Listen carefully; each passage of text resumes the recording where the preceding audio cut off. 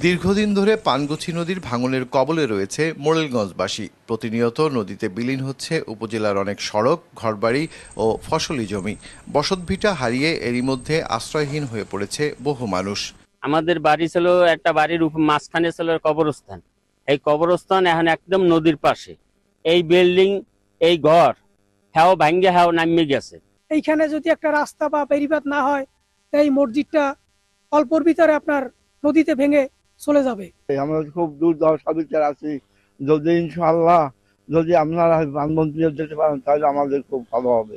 ভাঙন প্রতিরোধে 2023 সালে মোরেলগঞ্জ উপজেলা সদর ও সংলগ্ন এলাকা সংরক্ষণে নদীতীর রক্ষা বাঁধ প্রকল্পের কাজ শুরু করে পানি উন্নয়ন বোর্ড, যা শেষ হওয়ার কথা ছিল 2025 সালের ডিসেম্বরে।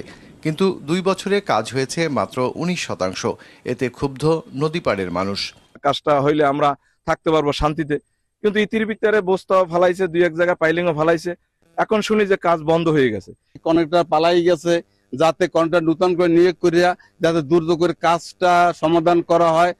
অনিয়ম ও ধীরগতির কারণে প্রকল্পের কাজে নিয়োজিত ঠিকাদারি প্রতিষ্ঠানের দরপত্র বাতিল করা হয়েছে, জানিয়েছে পানি উন্নয়ন বোর্ড। তবে নতুন করে দরপত্র আহ্বানের প্রক্রিয়া চলছে বলে জানান সংশ্লিষ্ট কর্মকর্তা। যেই কাজগুলো ঠিকাদার কাজ বিলম্বিত হচ্ছিল, সেরকম কিছু প্যাকেজের দরপত্র চুক্তি বাতিল করা হয়েছে এবং সেই এলাকাগুলোতে আগামী শুষ্ক মৌসুমে যাতে কাজ বাস্তবায়ন করা যায় সেজন্য ডিপিপিতে অবশিষ্ট কাজ নিয়ে নতুন প্যাকেজের প্রস্তাবনা রয়েছে। প্রায় 6 মাস ধরে বন্ধ পানগুছি নদীতীর রক্ষাবাঁধ প্রকল্পের কাজ। মাছরাঙা নিউজ ডেস্ক।